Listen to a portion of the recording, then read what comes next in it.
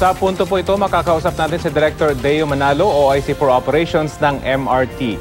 Magandang tanghali po sa inyo, Director Manalo. Magandang tanghali din po, Sir Rafi Tina. Opo, kumusta na po yung lagay ng MRT operations ngayon? Simula po kaninang umaga ng 4:30, ibinalik na po namin ang 40 kilometers per hour na operations natin. At ito po ay magtatagal hanggang sa susunod na mga ilang araw po. So ibig pong sabihin yung problema doon sa axle na check na lahat nito mga tumatakbong bagon at safe na sila para patakbuhin sa ganong bilis? Tama po. Lahat po nung inilabas naming tren ngayon ay lahat na po yan ay na-check na po ang kanilang axle at wala naman pong nakitang problema. May lumabas na ho ba sa investigasyon nyo kung bakit nagkaroon ng issue dun sa axle at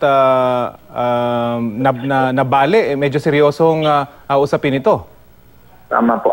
Wala pa ho kaming official report kung ano po yung dahilan kung bakit naputol. Sa nakaraan pong 3 araw, nag-focus po kami sa pag-inspect na to make sure na safe po ang ating tren. Dadaan po kami dyan sa proseso na pag-investiga o pag-review lahat ng dokumento related to maintenance as well as yung sources ng mga materials po. Pero sa mga ganitong usapin, hindi ba major failure na ito para sa train system dahil axle na pinag-uusapan dito? Ano ang concerns nyo ngayon? Kailangan po talagang ipagpatuloy namin ang pag-inspect ng tren sa lahat po ng kanyang mga vital component, especially sa suspension, sa gears, and among others po. So, tuloy-tuloy naman po ang aming pagre-review at pag-monitor ng mga tren at gumagawa kami ng hakbang para addressin yung mga concerns po na ito. Opo. So, is it safe to say na hindi na agapan yung ganitong issue dahil again major failure ito na hindi dapat nangyayari or madalang dapat mangyari sa mga ganitong services? Tama po. Hindi po dapat nangyayari ang magkaroon ng broken axle. Kaya po ang maintenance po ng broken axle ay very minimal. Ibig sabihin, hindi mo na kailangang bantayan lagi-lagi dahil hindi talaga siya dapat napuputol. Ngayon po, may hakbang na po kami na isama siya sa isang routine maintenance work. Bibigyan na lang po namin instruction ng aming maintenance provider to adopt the policy given by the MRT3 management po. Pero may lifespan ho ito ang mga ito, hindi ho ba? Naabot na ho ba niya yung lifespan niya? Yung lifespan po ng tren ay depende sa maintenance at rehabilitation or general overhaul. Ngayon po, ang tren natin is about 17 years old. Napapanahon na po siya na mag-undergo ng second general overhaul po. Yun naman po ay ginagampanan na ng ating maintenance provider kasama po sa kontrata nila na mag-general overhaul ng 43 LRV. So, ngayon at bumalik na po sa 40 km per hour speed itong ating mga tren. Ano ang aasahan ng ating mga sumasakay sa tren sa mga susunod na araw? May madadagdagan pa rin ho ba yung bagon? At kumusta naman po yung mga bagong bagon? Ano na hong update doon? Apo, kanina umaga po, umabot po kami sa 18 trains running. At sa oras na po ngayon ay 15 trains po ang tumatakbo dahil naka-off-peak ang ating projection. Mamayang hapon po, pagdating ng mga alas 5 or earlier, ilalabas na po namin yung all available train na pwede pong patakbuhin sa linya. At hindi po bababa sa 18 trains po to. So magbibigay lunas po sa ating mga pasahero yung ganito karaming train running at 40 kilometers per hour.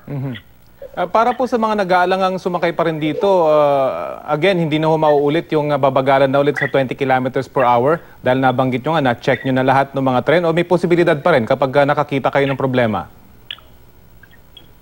Lagi pong ang concern po namin ay safety. Kung magde-declare po kami ng reduction in speed, reduction in train, because we want to make sure na ang mga pasahero natin ay safe po sa kanilang pagbiyahe sa MRT3. Kasalukuyan po, na-investigahan naman natin. Inspect na po lahat ng tren at yun nga po, pinapatakbo na natin at 40 kilometers per hour and we made sure na safe po na tumatakbo yung tren natin. Again po, sa mga nag-aalala na sumakay sa tren, masasabi mo natin compromised na yung iba o yung isa lang na tren na bago na yon ang nakompromiso yung kanyang axle? Lahat naman po ng tren ay na-inspect na. Kumbaga, we assure the public na safe po ng sakyan ang MRT-3 related to the vital components po niya. Again, dun sa mga bagong bagon po, ano pong update doon? Dahil mas mainam siguro kung madagdagan pa ng yung 18 na tumatakbo, hindi ho ba? Kumusta po yung update dito? It's undergoing final test po. Ito na po yung reliability test. Ang kailangan niya po ay makatakbo ng 1,500 kilometers. Nandito na po tayo sa 800 kilometers mark. So ilang daang kilometro na lang po ay matatapos na yung test. And yung ating signaling supplier will be issuing a safety certificate saying safe na po gamitin yung tren. And we'll make another announcement for that po. So mga ilang buwan ho kaya ang tinitingnan natin dito? Although again, medyo mahirap mag-project siguro, pero para po sa mga naghihintay nating mga parokyano ng train system natin. Apo, i-announce na lang po namin sa inyo yan para lang hindi nyo naman. Opo, antayin nyo na lang po. Malapit na rin po yan.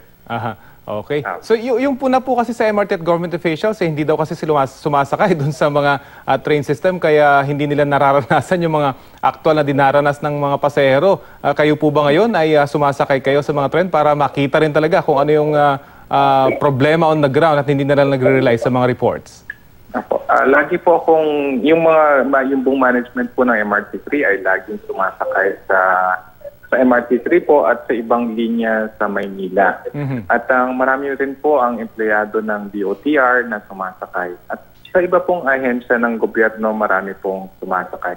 At yung kanilang mga feedback naman po ay nakakarating sa opisina ng MRT3 at ina-address naman po namin yung iba't ibang concerns po. Well, again, bigyan po namin kayo siguro ng pagkakataon para kausapin yung mga sumasakay sa MRT-3. Nabanggit nyo na, nabalik na sa normal na 40 kilometers per hour speed yung ating mga tren at sa mga susunod na buwan siguro ay madadagdagan na itong mga bago ng tren. Nasa inyo po ang pagkakataon? Sige po. Nais po nang ulit na humingi ng paumanhin sa naging namin, yung serbisyo for the past 2 days at sinikap po namin na ayusin at ma-inspect lahat po ng train within a shorter period. Kaya po ngayong araw, naibalik na po namin sa normal na service ang MRT-3. Sana po tangkilikin niyo muli ang MRT-3 dahil ina-assure po namin ang safety. Hindi po kami nagpapatakbo ng train pag wala pong garantisadong safe po ang MRT-3. Okay, sige po. Maraming salamat po sa inyo. Maraming din po salamat. Si Attorney Deo Manalo, OIC for Operations ng MRT-3.